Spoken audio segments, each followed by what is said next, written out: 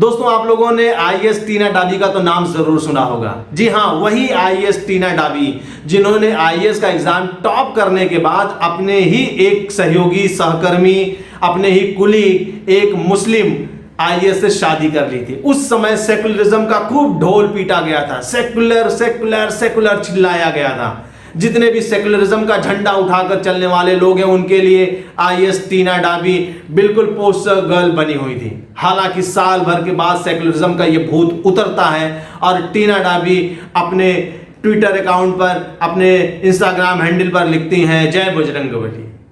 मतलब साल भर के अंदर जब ये भूत उतर जाता है तब उनको बजरंगबली याद आते हैं, लेकिन साल भर तक वो बजरंगबली इनको याद नहीं आए। खैर, ये उनका अंदरूनी मामला है, तलाक हुआ और अब उन्होंने जाकर एक दूसरी शादी कर ली। तो उनके चर्चा में रहने की एक वजह पहले ये थी, अब एक वजह और शामिल हुई है। सामने आई ये बात कि जैसलमेर से 4 किलोमीटर दूर अमर सागर तालाब के पास पाकिस्तान से भगाए गए कुछ हिंदू शरणार्थियों ने वहां पर अपनी झोपड़ियां बनाकर रहना शुरू किया था। आईएएस टीना डाबी को फिर चर्चा में रहने का एक नया शिगुफा मिला और उन्होंने बुलडोजर ले जाकर उन हिंदुओं के मकान को ढा दिया। आप सोच सकते हैं 42 डिग्री का टेम्परेचर, 150 पुरुष, महिलाएं, बुजुर्ग, बच्चे, उनके घरों से इस आईएएस अधिकारी ने छत छीन ली, ढहा कर गिरा दिया।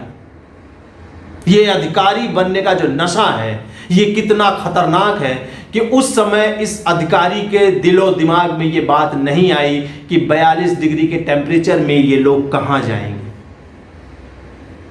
अगर आपको इन्हें भगाना था और आपका ये कहना है कि वो जगह बहुत कीमती है, इन लोगों ने अवैध मकान वहां पर बना रखे थे और इनकी वजह से तालाब में पानी आना रुक गया था, ठीक है, आपने इनको भगाया, तो आपने इनके पुनर्स्थापन की क्या व्यवस्था की? ये ऐसे ही तो नहीं आए हैं, ये सरकार की किसी नीति के तहत पाकिस्तान से भागकर यहाँ आए हैं। ये कोई रोहिंग्या या बांग्लादेशियों की तरह अवैध घुसपैठ करके पश्चिम बंगाल या असम के रास्ते से यहाँ नहीं आए हैं। उन्हीं रोहिंग्या और बांग्लादेशियों को दिल्ली में झोपड़पट्टियां दी गई हैं। वही रोहिंग्या वहां पर आतंक का पर्याय बने हुए हैं दिल्ली में। उन्होंने वहां पर कितनी कीमती जमीनें कब्जा करके रखी हैं, उस पर किसी आईएएस अधिकारी की निगाह टेढ़ी क्यों नहीं होती है? क्योंकि राजनीतिक अमला जो है वो उनको प्रोटेक्ट करने में लगा हुआ है। लेकिन ये 150 लोग जो बहुत शांत तरीके से एक शहर से 4 किलोमीटर दूर एकदम खाली पड़ी जमीन में अपनी झोपड़ी बनाकर रह रहे हैं और इस बात का इंतजार कर रहे हैं कि कब उनको भारत सरकार अपनाएगी, कब उनको पुनर्स्थापन मिलेगा, उन पर आपका जोर चल जाता है और आप बुलडोजर लेकर जाती हैं, ढहा देती हैं। हालांकि इस घटना के खूब शोर शराबे के बाद, खूब सारे हंगामे के बाद, ट्विटर पर खूब ज्यादा ट्रोलिंग के बाद राजस्थान सरकार होश में आई है और शायद ये चुनावी साल है इसलिए भी उसको ये होश आया है और तुरंत उन्होंने आईएएस टीना डाबी, जो कि जैसलमेर की कलेक्टर हैं, जिनके आदेश पर ये सारा हंगामा हुआ, उनके ऊपर उन्होंने तुरंत कार्रवाई करने की बात कही है।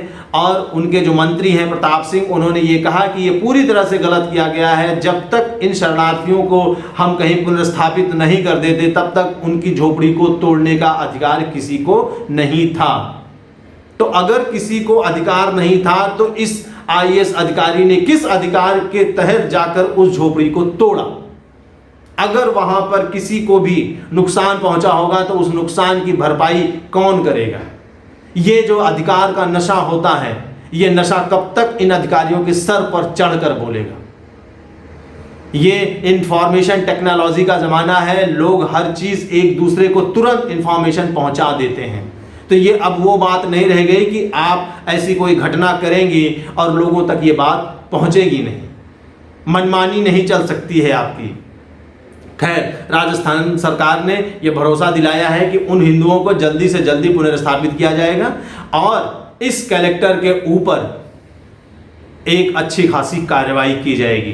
तो आईएएस टीना डाबी जी, आप तैयार रहिए कार्रवाई के लिए और हम देखते हैं कि किस तरह से राजस्थान सरकार उन हिंदुओं के लिए कुछ यथासंभव मदद करती है। धन्यवाद। जय हिंद। दोस्तों, अगर आपको मेरा ये वीडियो पसंद आए तो प्लीज़ इसको लाइक, कमेंट, शेयर ज़रूर करिएगा।